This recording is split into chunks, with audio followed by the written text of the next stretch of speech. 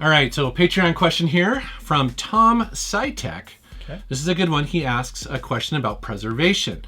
If you were to die, heaven forbid, where would your collection go to?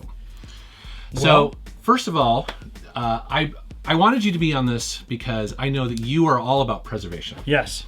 So, what would your answer be? So, the short answer would be my kids. In fact, it's willed to my kids. Oh, really? I've already talked about it to my kids. Oh. And my son has accepted. He says, yeah, Dad, I would like to continue collecting, and I would love to have this collection, and he wants to continue it. That's a good kid right there. Yeah, and he one thing, I, for one, and this is going to be long-winded, but I didn't like my dad's hobby. My dad really tried to force his hobby onto me, and I did not like it. And so far, my kid's only in 3rd grade, but he says, Dad, I really like your game room. I like it in here. What was the game you told me that he was really into? Oh, so he likes this 1979 handheld gunfighter. Or gunfight. It's gunfight. So, only you would have this, by the way. yeah, and so he goes up to kids in his classroom saying, my favorite game is gunfight.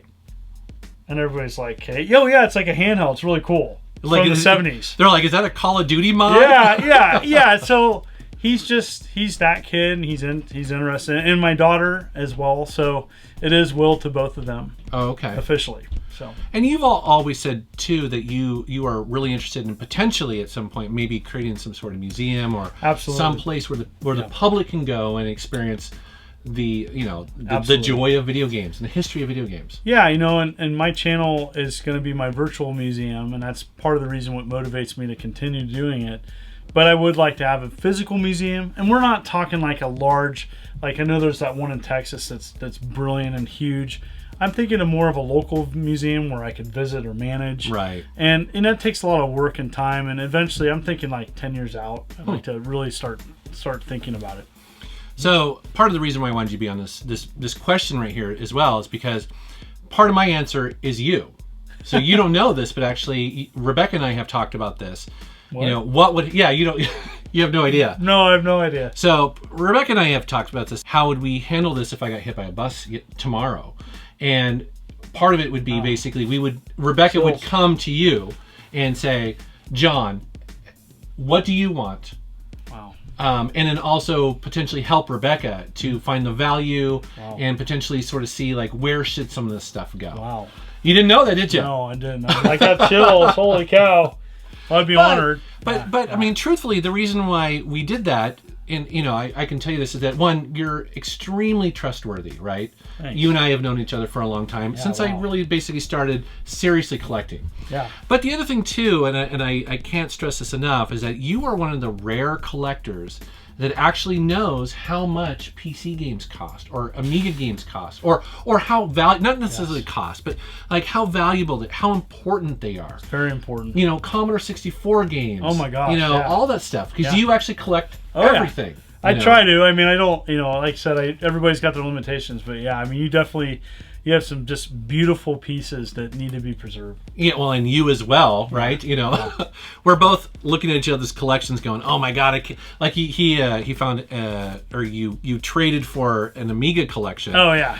Nobody does that. Yeah. I know, right? Well, yeah, I mean, he was going to literally, I had a friend that was selling these Amiga games, literally was just going to throw them out. And I'm just like, no, you're not going to do that. I'm interested, and I love Amiga, but it's just like, oh my gosh, I don't want to think about how many games got like thrown away and not loved by anybody. That bugs the crap out of me. I know, me too. Actually, it's funny you mention that because this week, literally on Facebook, a fan of the channel messaged me. It's like, hey, these are either going to go in the dump or you can take them. Oh and my I was gosh. like, and it was a bunch of Sierra titles I Oh don't have. my gosh. I was like, oh my gosh. I was like, oh my gosh, yes, please, thank you so much. So we love fans that think of us. Oh my gosh. And I thank you for being such a big collector and someone who that is was really nice, truly passionate about it. So thank you. Yeah. Wow. No pressure. Yeah.